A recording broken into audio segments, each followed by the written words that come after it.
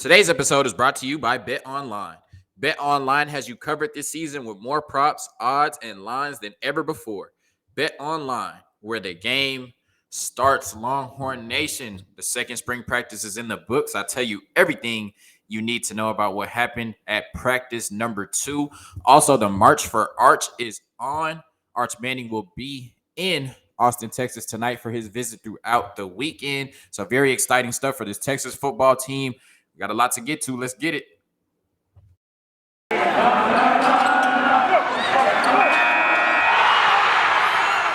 are Locked On Longhorns, your daily podcast on the Texas Longhorns. Part of the Locked On Podcast Network, your team every day.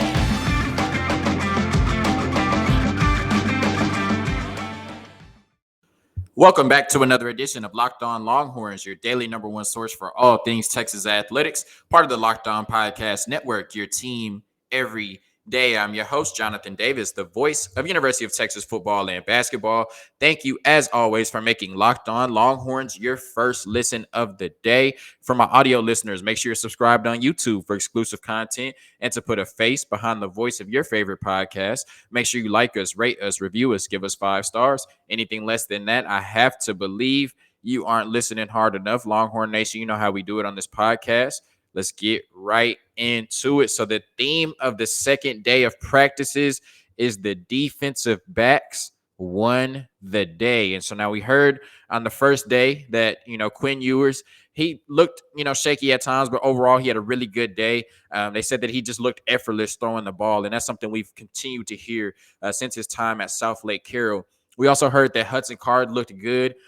They both looked good, but Hudson Card probably looked a little bit more in rhythm in the first practice. I know that he threw a pick to Deshaun Jameson, but outside of that, he looked really good in his first spring practice. But it did not look like that carried over to the second day of practices, as they said that the passing game just simply was not as crisp as it was in day one. And so the defensive backs definitely won the day. They talked about on the first day of practice how Terrance Brooks, the 4-star freshman out of Little Elm, Texas in the 2022 recruiting class, was just naturally sticky in coverage. That's what they talked about from the first practice. And it looks like he came back and had another good day. They said it wasn't as good as his first practice, but still very strong in 7-on-7 and 11-on-11 drills. And that he made some minor mistakes, but overall he looked really good.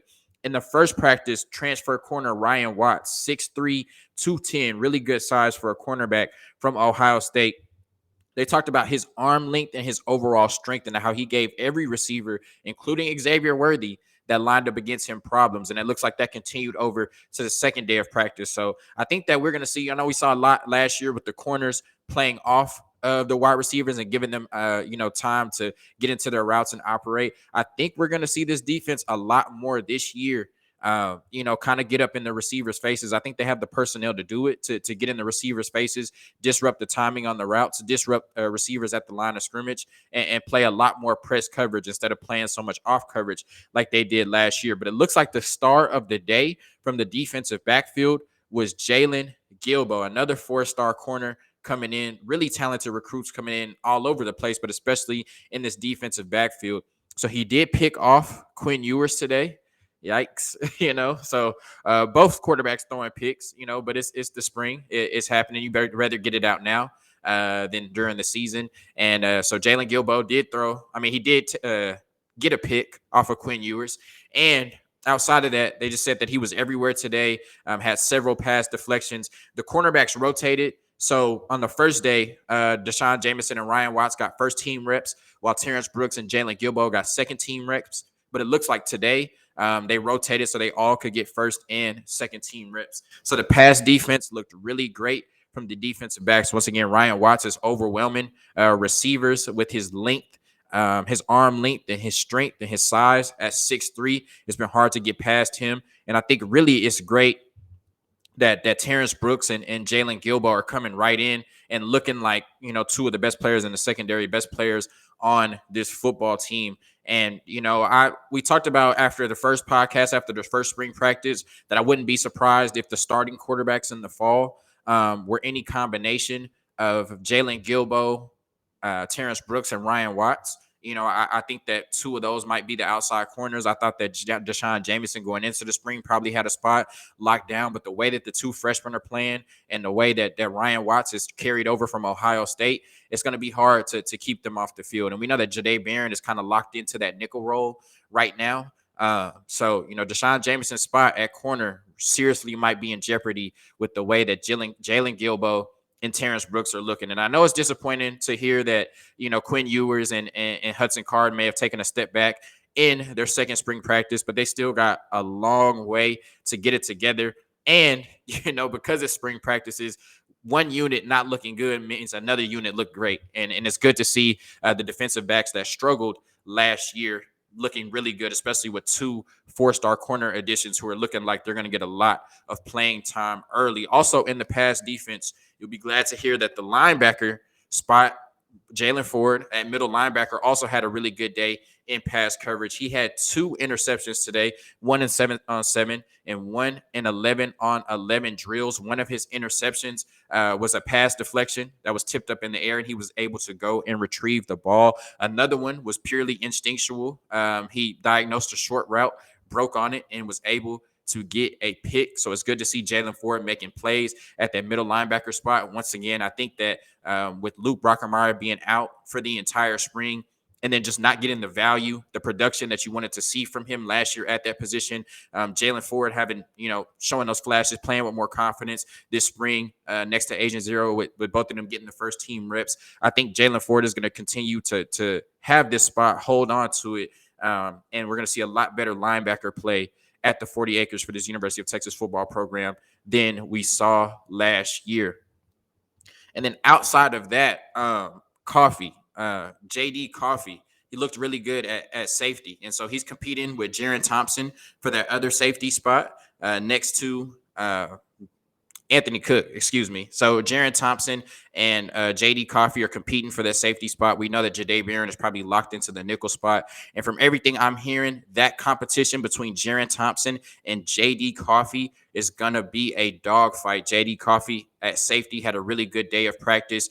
He had an interception on a deep post route, so he looked really good. And so once again, we know that Anthony Cook is locked into that safety spot, one of them. We know that they're counting on his football IQ and his instincts to be a big change for this defense in 2022. They want him to be the leader and the signal caller back there, make sure the secondary is in the right place, make sure that he's diagnosing what's going to happen on the offense and putting the defense in the best place to succeed with his cerebral ability and his football IQ. But look for JD Coffee and Jaron Thompson to be one of the more interesting position battles going on in the spring for this Texas football team, as JD Coffee is making a push to be the starter next to Anthony Cook over Jaron Thompson. So a really good day for the DBs, a really good day for the defense. The quarterback struggled a little bit, Quinn Ewers and Hudson Card. Once again, they were just labeled as being not as crisp as they were in the first practice, but they got a lot of time to fix that. So let's focus on the defensive backs looking really good. Once again, I think that they'll play a lot more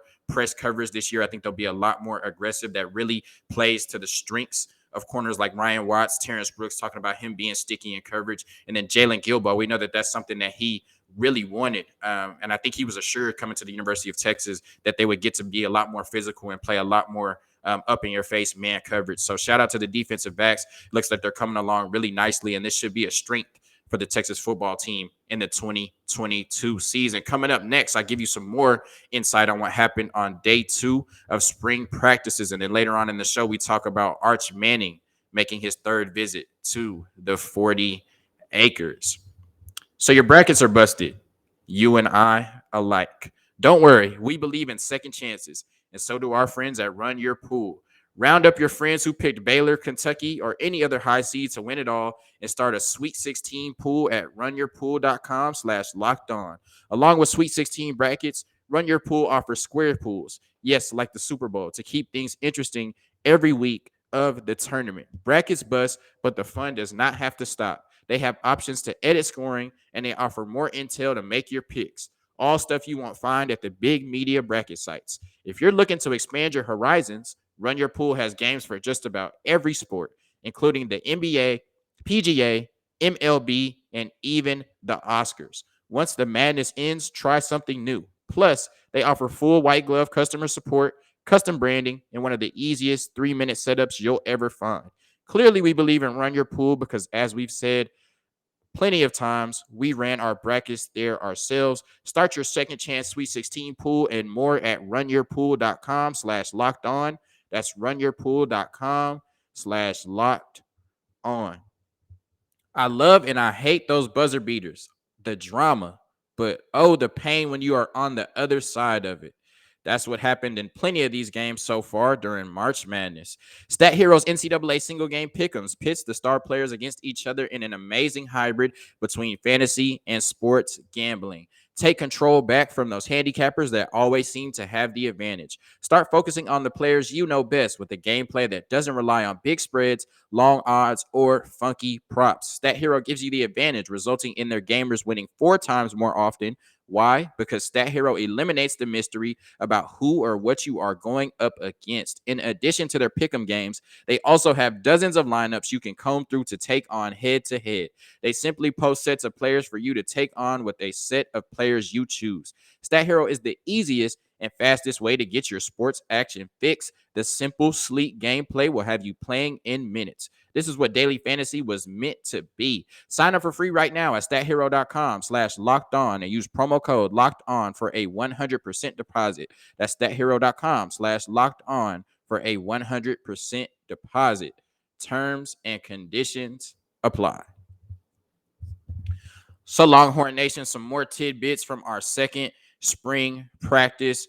Sark talked about after the first practice how the energy was really high. But one message that he had to the football team was, anybody can come out and do it once. The key is going to continue to bring the energy each spring practice.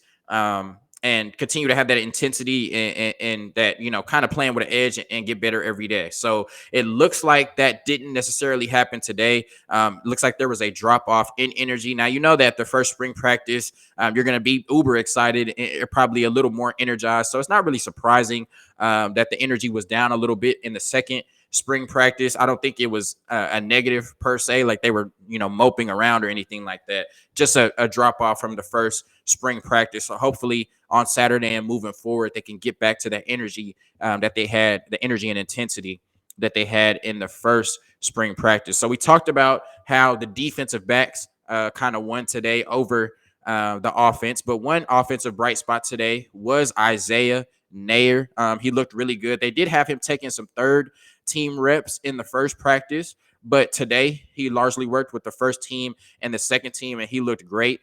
Just continuing to bring over those ball skills, being able to high point the ball, just making plays at that wide receiver 2 spot. And he did that a lot today in practice. I think he's on his way to solidifying that wide receiver 2 spot coming over from Wyoming and giving Xavier Worthy a dependable and much needed receiver on the other side to be able to dominate and take some pressure off of him. So Isaiah Nair, he mostly lined up at the X position today, but he did move around some in Sark's offense. And the same with Xavier Worthy. He lined up mostly at the Z position, but he did move around as well. So really good days from Isaiah Nair, and it looks like Xavier Worthy as well in the second spring practice.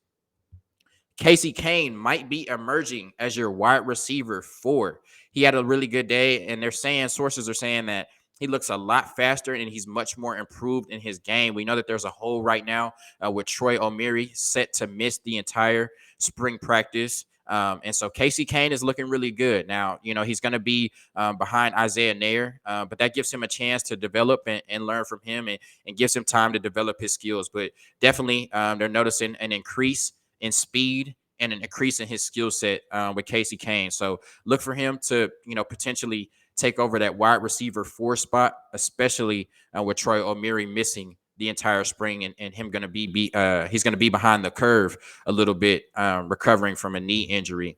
Jatavian Sanders. So we talked about him on the first spring practice podcast. And this is a player, I get that Jaleel Billingsley had the rapport with Sark at Alabama. And I know that JT Sanders didn't have a reception last year. But I always thought just with the skill sets and, it concerned me a little bit that Jaleel Billingsley fell out of favor at Alabama when he was coached by Sark and Nick Saban at that program. It looks like JT Sanders is living up to the hype. Once again, the former 16th overall prospect in the nation, the number one athlete. And they said that he lined up today a lot, attached to the offensive line. But he caught a lot of passes out of that formation. And really, people noticed that everything that was thrown his way, he caught. And so I've, been saying that I thought that he would end the season. I didn't know how long it would take, but I thought that he would end the season either being really having the majority of the snaps, and the majority of the targets. I just thought that he would beat out Jahleel Billingsley. And I thought it was very key and very telling that in the first practice, Gunnar Helm and Jatavian Sanders got the majority of the first team reps while Jahleel Billingsley was working with the second team. And so it looks like, Jatavian Sanders is really impressing the coaches, and he had another solid day at the second spring practice. So do not be surprised if Jatavian Sanders, I'm not sure who the two tight ends will be in the two tight end sets, but do not be surprised if Jatavian Sanders is your starting tight end on day one. And I think he brings so much to this offense with his build, his athleticism, his speed. And I mean, he can catch everything. He's a matchup nightmare. And so if Sark can trust him to block and he can come in right away and play, you're only adding another weapon to an offense full of weapons. And then hopefully with the quarterback under center that is proficient in getting the ball to all of these weapons. So as far as the defensive line, not much to say about the offensive and defensive lines so far.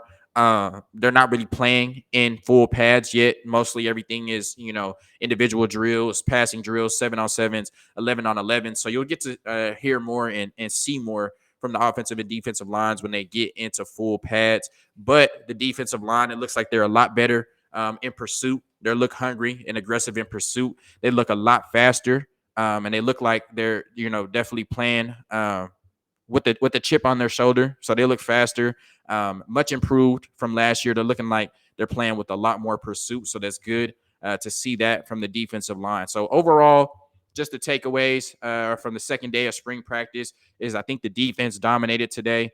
The defensive line looked great. Like, once again, Jaylon Ford at linebacker had 2 picks. He looked really good. And the defensive backs just dominated the receivers and the quarterbacks today on the second day of spring practice. So disappointing to hear that for the quarterbacks, but definitely a bright spot to hear how the defensive backs are doing. And once again, I think that this potentially, with the additions of Terrance Brooks, Ryan Watts, and Jalen Guilbeau, is looking like a strength heading into the 2022 football season. Coming up next, we talk about Arch Manning making his much anticipated third visit to the University of Texas and what this means for the future of the Texas Longhorns football program. Hungry? Try Built Bar, especially the Puffs. If you haven't had Built Bar or the Puffs, you are truly missing out. Puffs are the first ever protein-infused marshmallow. They're fluffy, they're marshmallowy, and they're not just a protein bar, they're a treat. And they're covered in 100% real chocolate. Yes, all Built Bars are covered in 100% real chocolate. 100% real chocolate. And with flavors like yummy cinnamon churro, coconut marshmallow, and banana cream pie, these are going to be your new favorite. At Built Bar, they are all about the taste. They make it taste delicious first and then figure out how to make it healthy. And I don't know how, but they pull it off every single time. Go to built.com, use promo code locked15 and get 15% off your order. Use promo code locked15 for 15% off at built.com. So Arch Manning is scheduled to land in Austin tonight on Thursday, March 24th, for his visit at the 40 acres throughout the weekend. And this is just a really exciting time for Longhorn fans, for the Texas Longhorn coaches, everybody associated with the Longhorn brand and the 40 acres. And we know that getting the commitment of Arch Manning, the number one prospect in the 2023 class, not only sets up your quarterback room for years to come, whether it's Hudson Card starting or Quinn Ewers starting, you likely would have whoever is starting for the next couple of years, and then you're able to transition that into Arch Manning coming in and having, just 4 to 5 years straight of elite quarterback play, something we didn't really see for a 10-year stretch, maybe outside of Sam Ehlinger. And so it's a really just exciting time. We're hoping to get that commitment from Arch Manning. It's looking like outside of Texas, the top 3 teams are Texas, Alabama, and Georgia. Now, they do have an advantage in the fact that, Georgia just won the national championship and Alabama were the runner ups. But a lot of people, including myself, think that Texas is the favorite to land the services of Arch Manning. And so, I think that they're going to have a really good visit this weekend.